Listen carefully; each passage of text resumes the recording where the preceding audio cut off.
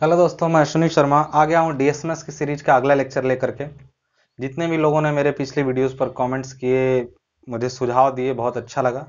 बाकी लोग भी जो अपना कमेंट, सुझाव या कुछ कहना चाहते हैं वो इस नंबर पे मुझे कांटेक्ट कर सकते हैं। 9169206261 इस पर व्हाट्सएप करके आपका सुझाव एकदम सादर आमंत्रित है। आप मुझसे इस पर व्हाट्सएप के थ्रू मिल सकते हैं, बात कर सकते हैं, कोई भी आपका। और जिन्होंने भी ये बोला था, कई लोगों ने पर्सनली भी मैसेज किया, कुछ लोगों ने कमेंट भी किया कि सर आप ये थोड़ा हिंदी के वर्ड भी यूज करिए। तो मैं आपको एकदम स्पष्ट बता दूं कि मैं बोल तो रहा हूँ हिंदी में, पूरी कोशिश है मेरी हिंदी में बोलने की, ठीक है। लेकिन जो थोड़ा इंग्लिश में लिख रहा हूँ ना, बिलीव करिए, मैं जेई की क्लासेस ले रहा हूँ। 5 से 6 साल हो गए मुझे जेई की क्लास लेते हुए। बहुत दिक्कत होती है उन स्टूडेंट्स को जो डिप्लोमा पूरा हिंदी में करते हैं। ये दुर्भाग्य है कि हमारे स्टेट में डिप्लोमा हिंदी में होता है, और अगर आप बाहर कहीं पर भी चले जाएं तो इंजीनियरिंग का कोई भी कोर्स हिंदी में अवेलेबल नहीं है, चाहे वो डिप्लोमा हो चाहे डिग्री हो। अब इसका अर्थ समझिए क्या नुकसान हो जाता है। जब क्वेश्चंस आते हैं ना आपके एग्जाम में, जब आप गवर्नमेंट जॉब के लिए तैयारी करेंगे, तो जब क्वेश्चंस आएंगे ना, तो क्वेश्चन बहुत ज्यादा दिक्कत नहीं होते। आधे से ज्यादा बच्चों की दिक्कत इंग्लिश होती है। भले ही क्वेश्चन हिंदी इंग्लिश में आते हैं, लेकिन हिंदी के वर्ड्स ऐसे होते हैं जो आपको समझ में नहीं आता है। आप चाहे तो आपके जो सीनियर्स हैं उनसे एक बार बात करिए, एक बार पूछिए कि क्या मैं सही कह रहा हूं या गलत कह रहा हूं। तो बेफिक्र भरोसा रखिए। आज की ये थोड़ी सी आपके सर पे, मैं जानता हूं मेरे इंग्लिश लिखने से जिनको थोड़ी सी भी दिक्कत हो रही है, मेरा यकीन करिए आपको ये फायदा इस तरह से मिलेगा इसका ना, कि आपको समझ में आने लगेगा कि मैं क्या कह रहा था आज।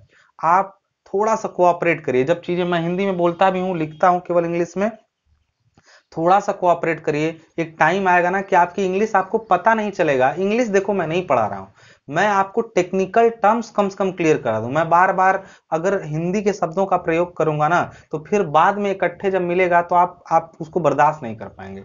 तो मैं हिंदी इंग्लिश दोनों लेके चल रहा हूं।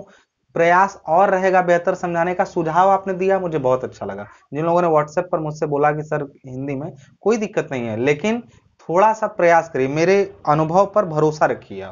आप कभी भी कोई चीज देखिए, कंफर्ट जोन है ये आपका, आप इससे बाहर नहीं जाएंगे ना तो कभी कुछ नया नहीं सीख सकते हैं। चिंता मत करिए, मैं आपका ख्याल रख रहा हूं। अब यकीन मानिए, वीडियोज अगर आपको नहीं अच्छी लग रही है तो बताइए। इसका दिक्कत यह है कि वीडियो से प्रॉब्लम नहीं है, बस आपको जो चाहते हैं वो नहीं मिल पा रहा है।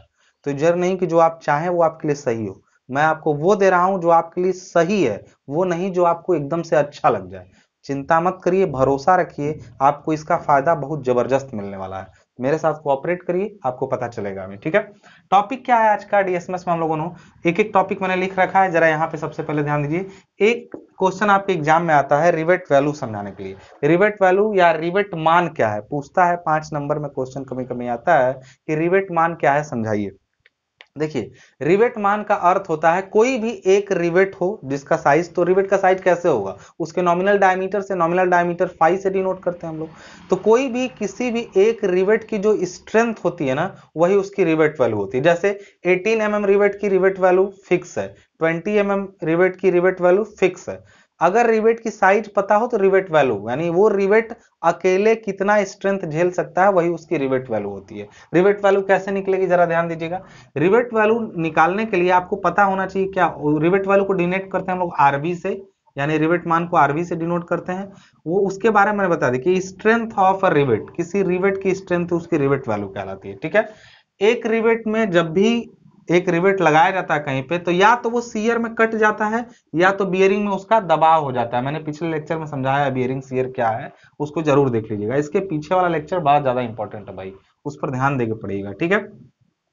तो अगर बस इतना पता हो कि रिवेट का फाई क्या है, और दूसरा उसका सिंगल सीयरिंग हो रहा है कि डबल, लाइक वो बट ज्वाइंट में जोड़ा गया है कि लैप ज्वाइंट में जोड़ा गया है, इतना पता हो तो पीएस निकल जाएगा आराम से। पीएस कैसे निकला, पाई/4 डी स्क्वायर सिग्मा एस। ये आप जानते हैं, ये एरिया है और ये क्या है आपका स्ट्रेस है। तो ये यहां से इसका शियर स्ट्रेंथ निकल जाएगा। और डी टी इंटू सिग्मा भी आप जानते हैं कि ये बियरिंग स्ट्रेस है, यहां से बियरिंग स्ट्रेंथ निकल जाएगा उसका। एक रिवेट की इसमें 2 से मल्टीप्लाई कर सकते हैं जब डबल शेयरिंग हो। इस ऊपर वाले फॉर्मूले में अगर डबल शेयरिंग हो रही हो, रिवेट 2 जगह से कट रहा हो, तो आप इसमें 2 से मल्टीप्लाई कर सकते हैं। अब इन दोनों में से जो ज्यादा, जो कम होगा, यानी जो लीस्ट यानी कम होगा वही रिवेट वैल्यू होगी। आप एक चीज समझिएगा बस सीधे सीधे, अगर मैं एक बहुत मोटी छड़ बनाऊं जिसको तोड़ना बहुत मुश्किल हो, ठीक है, ऐसे मोटी छड़ है, लेकिन बीच से ना ये पतली रहे, केवल बीच में एक जगह पतली रहे, एक जगह पतली रहे, और मैं कहूं कि इस छड़ को आप खींच करके ऐसे तोड़िए, तो आप कहेंगे कि हम कहेंगे देखो इतना मोटा बनाए हैं, तो आप कहेंगे कि इतना मोटा बनाने से नहीं मतलब है, टूट जाएगा यहीं से। तो इसका मतलब अगर यहाँ पे ये 100 झेल ले रहा है और यहाँ पे केवल ये मान लीजिए कि 20 झेल पा रहा है, तो इसकी स्ट्रेंथ आप कितनी मानेंगे, 20 की 100? तो हमेशा जवाब 20 ना होगा। क्यों? क्योंकि किसी चीज का जो सबसे कमजोर पॉइंट होता है वही उसकी स्ट्रेंथ मानी जाएगी। 100 झेल के ये क्या करेगा, ये हिस्सा 100 झेल के क्या करेगा जब ये 20 ही पर फेल हो जाएगा। तो हमेशा ध्यान रखिएगा, हम किसी भी स्ट्रेंथ को, जब कई सारी स्ट्रेंथ हो, जैसे ये 100, 20 और 30 कई जगह होता है हिसाब से, तो हम जो सबसे कम वाला होता है उसको लेते। ये एक सिंपल सा एग्जांपल था आपको ये समझने के लिए कि हमेशा स्ट्रेंथ में कम वाले स्ट्रेंथ को ही क्यों मानते हैं। ठीक है, अब देखिए यहाँ पे तो हमने क्या किया, हमने बता दिया रिवेट वैल्यू किसी रिवेट का स्ट्रेंथ होता है, और वो स्ट्रेंथ कैसे निकालते हैं, पीएस और पीबी। प्लेट में पीटी नहीं निकलता है, क्यों, सॉरी, रिवेट में पीटी नहीं निकलता है, क्योंकि रिवेट पे टेंशन में फेल्योर नहीं, टेंशन में प्लेट का फेल्योर होता है। तो हमें तो रिवेट वैल्यू निकालनी है, यानी एक रिवेट की strength, that is why these two formulas are enough. इन्हीं दोनों की मदद से निकालेंगे, जो कम आएगा वही रिवेट की वैल्यू हो जाएगी। आप अपने बुक में इससे क्वेश्चन देखिएगा, लगा के देखिएगा, सही आ जाएगा आपका। ठीक है, दूसरा टर्म होता है efficiency of A rivet joint. किसी रिवेट ज्वाइंट की दक्षता कितनी होती है, मतलब कोई रिवेट जोड़ है तो उसकी दक्षता यानी एफिशिएंसी कैसे निकालते हैं। देखिए, एफिशिएंसी का मतलब होता है कि कोई चीज अपने अल्टीमेट के पास कितना झेल सकती है। जैसे अल्टीमेट का मतलब हुआ, सपोज करिए मैं, एक मनुष्य जो है वो 60 केजी उठा सकता है, एक मनुष्य, मैं अपनी बात नहीं कर रहा हूं, कोई भी एक सामान्य मनुष्य 60 केजी का भार उठा सकता है। तो लेकिन फिर भी कुछ लोग नहीं उठाते हैं, उनके अंदर वो ताकत नहीं है, और कुछ लोग एकदम 60 के पास पहुंचा देंगे उठा के, अपनी ताकत का पूरा प्रयोग करते हैं। तो डिपेंड करता है कि कौन ज्यादा इफिशियंट है, कौन अपनी क्षमता का प्रयोग कर रहा है। तो इफिशियंसी मतलब होता है कि ये परसेंट में नापी जाती है, कितने परसेंट कोई चीज इफिशियंट है, इसका मतलब होता है वो अपनी मैक्सिमम क्षमता के पास कितना ज्यादा पहुंच पा रहा है। अब ये तो जनरल डेफिनेशन हो गई, ये मशीनों में भी लागू, हर जगह इफिशियंसी का जनरल मतलब ये है। लेकिन ज्वाइंट के केस में इफिशियंसी का क्या मतलब है, देखिए, अगर आप दो प्लेटों को इस तरीके से रिवेट से जोड़ दिए, देखिए ये दो प्लेटें हैं, रिवेट से जुड़ गई, इनका जब आप स्ट्रेंथ निकालेंगे तो इनकी स्ट्रेंथ निकालना बहुत आसान है। आपने पिछले वीडियो में देखा है कि इसका स्ट्रेंथ 3 तरीके से निकलेगा, एक पीएस, एक पीबी, एक पीटी, 3 स्ट्रेंथ निकाल सकते हैं इसका। कैसे?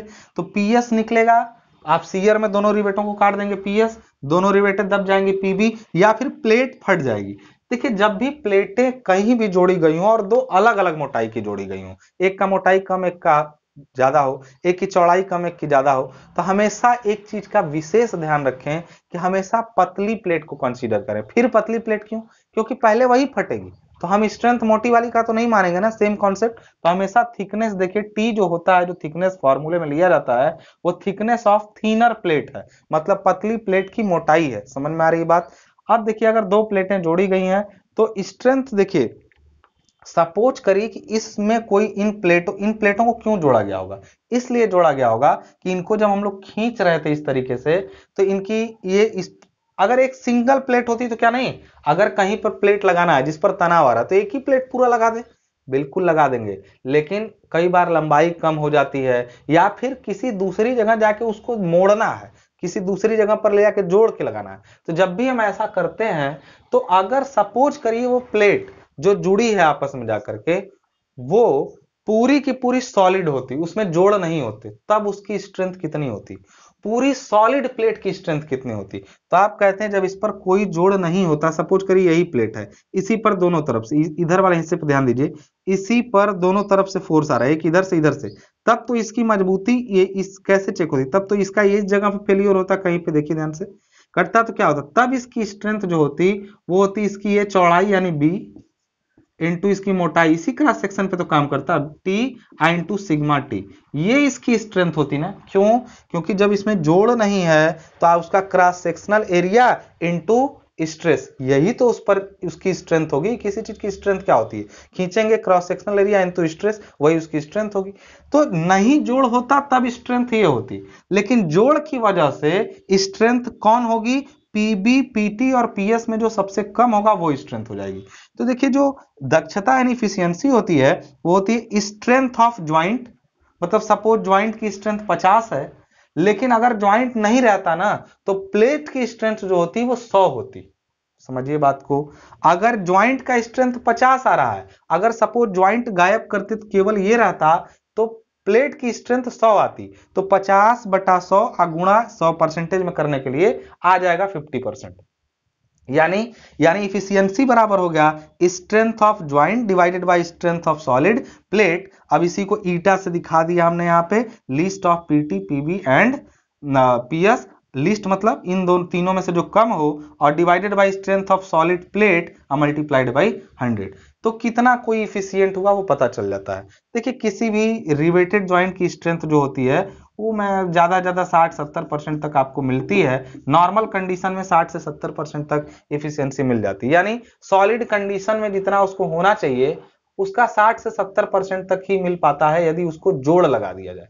लेकिन रिवेटेड ज्वाइंट में एक ऐसा ज्वाइंट है जो काफी ज्यादा इफिशियंट है, जो 90% से ज्यादा इफिशियंसी दे देता है, जो 90% से भी ज्यादा इफिशियंसी दे देता है। और वो कौन सा ज्वाइंट है? हम लोग कहते हैं इसको डायमंड अरेंजमेंट एनालिसिस या डायमंड अरेंजमेंट ज्वाइंट जो होता है।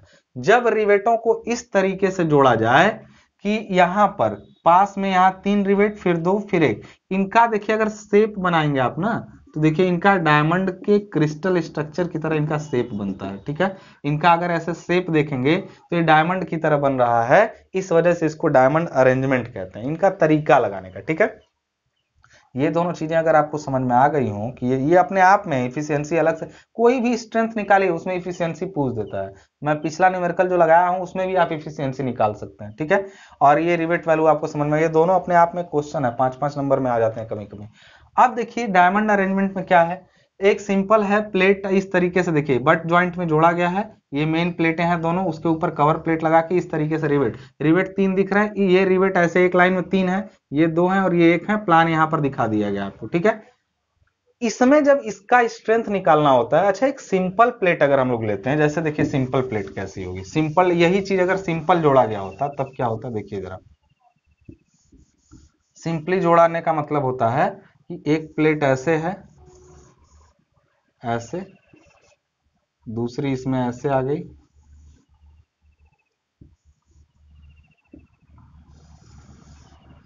दूसरी ऐसे इसमें आ गई, और इनके ऊपर ऐसे कवर प्लेट हमने लगाई, कवर प्लेट लगाई, और इनमें रिवेट ऐसे लगा दिए।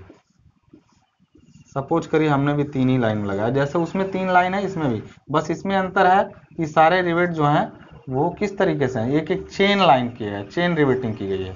ठीक है, इस तरीके से रिवेट लगे। अब बताइए इसका पीएस स्ट्रेंथ निकाल, सपोज मैंने बोला इसका स्ट्रेंथ निकालिए, आपको इसका चौड़ाई बी पता है, रिवेट का डाया सब दे दिया गया, स्ट्रेंथ निकालेंगे तो पीएस निकालेंगे। पीएस में 9 रिवेट लगे। देखिए जब भी डबल कवर बट ज्वाइंट बने या सिंगल कवर बट ज्वाइंट में एक तरफ के रिवेटों को काउंट किया कीजिए, क्योंकि कटेंगे एक ही तरफ से। ठीक है, ये मत सोचिएगा कि दोनों 18 रिवेट कट जाएंगे, एक तरफ के 9 कटेंगे। चलिए पीएस आपने निकाला तो 9 रिवेटों की स्ट्रेंथ निकाल दी। कैसे निकाला, π/4 d² into n into sigma s, उससे निकाल दिया। पीबी भी निकाल दिया। जब टेंशन में इसको निकालने जाएंगे तो बताइए प्लेट किस जगह से कटेगी, यहां से कट सकती है कि नहीं कट सकती, किस लिए कट सकती है, यहां से कट के निकलेगी मेन प्लेट। कैसे निकलेगी, मेन प्लेट जो है ये पूरा ज्वाइंट ऐसे ही रहेगा, ये जो एक प्लेट है ना ऐसे, इसको अगर आप बहुत डिटेल में समझना चाहते हैं तो झटके से यहां समझिए, जब टूटेगा तो कैसे टूटेगा, मेन प्लेट निकला, इसके ऊपर ये कवर प्लेट हो गई मान लीजिए ऐसे,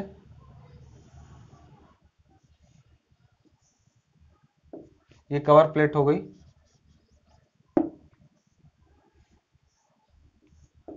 अब इसमें 3 रिवेट लगे थे या ऐसे, सपोज इसमें 3 रिवेट लगे थे। ठीक है, अब यहां पर जो दूसरा वाला लगा था, ये कवर प्लेट और ऐसे में बड़ा कर लिया,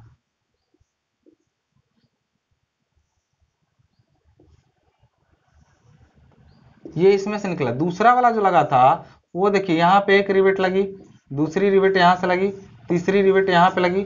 ये भाई साहब क्या करेंगे, यहीं से ये कट के निकल जाएगा, यहीं से ये कट के यहां से ये कट के ऐसे निकल जाएगा, जो तीसरा रिवेट है ना उसका हिस्सा जो है ऊपर ऊपर ऐसे बचा रहेगा। ये हमने आपको पिछले लेक्चर में बता दिया था कि ये यहीं से कट के निकलेगा, इसका तीसरा हिस्सा देखिए, ये प्लेट यहीं से क्यों कटी, क्योंकि प्लेट जब कटेगी तो देखिए ऐसे निकलेगी बाहर, ऐसे कट के निकल जाएगी बाहर, ठीक है, इसी जगह से, और एक हिस्सा इसका इसी में बचा रह जाएगा, जो एक हिस्सा है देखिए ये इसी में ऐसे बचा रह जाएगा, और यहां से ये प्लेट जो है ऐसे निकल जाएगी। इससे क्या समझे, क्यों यहीं से ये कटा, इसलिए क्योंकि देखिए इस लाइन पर प्लेट कमजोर है, कमजोर तो इस लाइन पे भी है, लेकिन जब इस पर कटना होगा तो इस पर कटने के लिए इसको पीछे के, सपोज करिए हमारा ये प्लेट यहां से जुड़ा हुआ है, ठीक है, इसमें एक रिवेट यहां लगा, एक रिवेट यहां लगा, तो इस पर से अगर प्लेट ऐसे कट के निकलती है तो ठीक है, लेकिन जब प्लेट इस पर से दूसरे वाले आगे वाले से निकलेगी, एक रिवेट यहां लगा हुआ है, तो यहां से कटेगी तो पहले इस रिवेट को भी काटेगी, पीछे वाले को। हमेशा बस इतना ध्यान रखिए कि अगर रिवेट को, प्लेट को कटना है तो या तो यहां से कटे, और लेकिन जब यहां से कटेगी ना तो पहले इन तीन रिवेटों को पीछे से स्लाइड करेगी, तब यहां से फटेगी, यानी पीछे के तीन रिवेटों को फेल करके यहां से काटना पड़ेगा। तो इसलिए क्यों जाएगी भाई यहां, वो क्यों जाएगी, इसलिए नहीं जाएगी क्योंकि यहां पर फेल होना इजी है, इसके पीछे कोई सपोर्ट करने वाला नहीं है, तो यहां से कटना इजी है, तो यहीं से वो कट जाएगी। और ये भी है कि यहीं तीन रिवेट है, यहां तीन रिवेट है, इसमें अलग क्या हो जाता है, डायमंड वाले में ध्यान दीजिएगा, वो एक पर कट सकती थी, लेकिन एक पर देखिए बड़ा छोटा सा एक ही होल है, आप ध्यान दीजिएगा बहुत गौर से, यहीं से एक एक पर अगर विचार करें तो केवल एक होल है, तो बताइए एक होल पर से कटना आसान है कि दो पर कि तीन पर, तो आप कहेंगे सर जहां जितने ज्यादा होल होंगे ना प्लेट कटने का चांस वहां उतना ज्यादा है, लेकिन देखिए एक पर भले ही एक ही होल है, यहां कटने का चांस बहुत कम है, क्योंकि मजबूत है, यहां प्लेट पूरी देखिए एक ही होल है, कटने का चांस बहुत कम है, दो पर ज्यादा है, लेकिन दो पर एक फायदा यह है कि दो पर पहुंचेंगे तो पीछे एक रिवेट सपोर्ट कर रहा है, तीन पर कटने के चांस और ज्यादा है, लेकिन तीन को जब कटेगा तो पीछे ये दोनों और ये इनको भी काटना पड़ेगा, यानी और समझ रहे हैं, यहां पर मजबूत हो सकता है इसलिए कि एक ही छेद है, इसमें पूरे प्लेट में एक ही होल किया गया है, लेकिन यहां पर मजबूत इसलिए हो सकता है कि इस पर कटने के लिए इन तीनों को भी काटना पड़ेगा। तो कुछ कंफर्म हो पा रहा है कि किस पर कटेगा, अगर बराबर बराबर तीन तीन होते ना तो निश्चित रूप से यहीं से कट जाता, क्योंकि यहां पर ही उतना ही कमजोर, यहां पर भी उतना ही कमजोर, इतना वहां, लेकिन इस पर फायदा क्या, यहां पर बहुत मजबूत है क्योंकि एक ही होल है, लेकिन वहां पर भी कुछ कम मजबूत नहीं है, क्योंकि जैसे ही आगे बढ़ेंगे कमजोरी, एक प्लेट में तो कमजोरी आई लेकिन पीछे एक रिवेट उसको सपोर्ट कर दिया, तो इसलिए डायमंड रिवेटिंग में कंफर्म नहीं होता कि सेक्शन कहां से फेल होगा, इसलिए हम लोग उसको तीनों जगह पे चेक करते हैं, जहां पे सबसे कम स्ट्रेंथ आती है वही उसकी स्ट्रेंथ मान ली जाती है। T1 पर क्या होगा, पहले 1-1 सेक्शन पर क्या होगा, PT1 यानी PT1 की स्ट्रेंथ ली हमने, क्या देखिए इसका स्ट्रेंथ दो ठो तो इजी है, PS निकालना इजी है, क्यों, पाई/4 d स्क्वायर सिग्मा s निकाले, जितने रिवेट हैं 6 रिवेट हैं एक तरफ, n की वैल्यू 6 रख देंगे, फिर PB का value d into T into sigma b into n यानी 6 रख दिया हमने। अब PT की वैल्यू जब निकालेंगे तो 1-1 पे देखिए B यानी प्लेट की चौड़ाई दिया हुआ है, माइनस डी एक होल है, B minus D into T into sigma T, पिछले लेक्चर में देखिएगा समझ में आ जाएगा। तो ये इसका स्ट्रेंथ हो गया 1-1 पे, देखिए केवल डी कम हुआ, चौड़ाई में काफी कम कमी आई है। PT2 पे जब जाएंगे तो B माइनस 2D हो गया, और into T into sigma T, इतना स्ट्रेंथ कम हुआ, स्ट्रेंथ में कुछ कमी आई, क्योंकि देखिए यहाँ D माइनस है, यहाँ 2D माइनस है, तो कम तो हुआ ही, लेकिन एक RB मतलब एक रिवेट वैल्यू उसको सपोर्ट कर रहा है कि नहीं कर रहा है, इस दोनों के पीछे एक रिवेट वैल्यू भी तो चाहिए, अगर आपको इस पर काटना है तो इतना फोर्स आप प्लस इस रिवेट को काटने के लिए फोर्स सब जोड़ेंगे तब ना उस पर कटेगा, तो एक रिवेट का काटने का फोर्स और प्लस इतना फोर्स चाहिए तब दो पर कटेगा। फिर इसी तरह 3 पर जब जाएंगे PT3 तो B माइनस 3D, लेकिन पीछे कितने लग गए, इस तीसरे वाले के पीछे 3 रिवेट हैं, इस पर कटना इजी है, प्लेट तो इस पर कमजोर हो गई है, प्लेट कमजोर हो गया जब उसमें होल करेंगे आप, होल कटा तीसरे पर कटेगा, लेकिन जब तीसरे पर फटेगा पीछे हटेगा तो पीछे के तीनों को काट देगा कि नहीं काट देगा, इसलिए इन तीनों को पहले काटना भी पड़ेगा, प्लस इतना फोर्स आएगा तब 3-3 पर जाएगा। आप तीनों कैलकुलेट करेंगे, प्लस अब मान लीजिए कि इन तीनों में से किसी एक पर वो फेल हो सकता था। कई लोग कवर प्लेट को छोड़ देते हैं। ये बताइए, जब ऐसे ज्वाइंट ये जुड़े हुए हैं, ऊपर कवर प्लेट है, मेन प्लेट को खींच रहा है, नहीं कट रहा, हो सकता है दोनों जो ऊपर कवर प्लेटें लगी हैं वही कट जाए। कवर प्लेटें नहीं कट सकती, इन दोनों के ऊपर ऐसे पतली पतली प्लेट लगी है, इनको खींचेंगे तो हो सकता है वही दोनों प्लेट फट जाए। दोनों कवर प्लेट फटी नहीं कि दोनों अपना अपना हिस्सा लेके अलग हो जाएंगे। कैसे अलग हो जाएंगे? सपोज करिए यहां पे ऐसे मेन प्लेट है, ठीक है, इसको जब खींच रहे थे हम लोग तो हो सकता है कहानी ये बन जाए कि ये अपना ऐसे ऐसे निकला और दूसरी वाली जो निकल गई ऐसे इस तरीके से,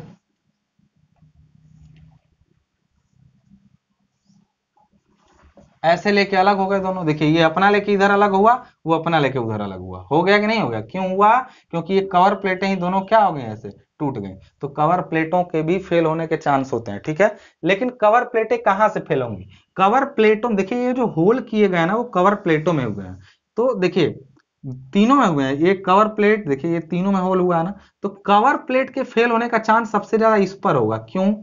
क्योंकि देखिए देखिए जब हम इस पर फोर्स इधर से लगाएंगे तो कवर प्लेटों पर स्ट्रेस उल्टा ऐसे जनरेट होता है। अब हम ज्यादा स्ट्रेस का आपको कहानी नहीं समझाएंगे क्योंकि आप फिर दिमाग आपका घूमने लगेगा। बस इतना हम समझा रहे हैं कि कवर प्लेटों को फटने का चांस इस बीच वाले जगह पर एकदम ना होकर के, जहां कवर प्लेटें जुड़ी हैं वहां ना होकर के यहां पर चांस, क्योंकि देखिए कवर प्लेट में भी 3 जगह होल हो चुका है।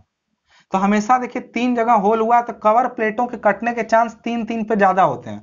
क्योंकि जब ऐसे लगता है तो इनमें होल है 3, तो पूरी कवर प्लेट जो उखड़ी, मान लीजिए ये मेन प्लेट है, इसको खींचे तो इसके ऊपर दोनों कवर प्लेट लगी हैं, तो यहाँ पे जो दूसरे वाले मेन प्लेट के नीचे तीनों स्क्रू रिवेट लगे हैं, उन पर कवर प्लेटें भी तो कमजोर हो गई हैं, उन्हीं पर से कट के उनके निकलने का चांस सबसे ज्यादा रहता है। लेकिन कभी भी ये मत गलती करिए सर आगे जाए कवर प्लेट 2 पर भी तो फेल हो सकती है।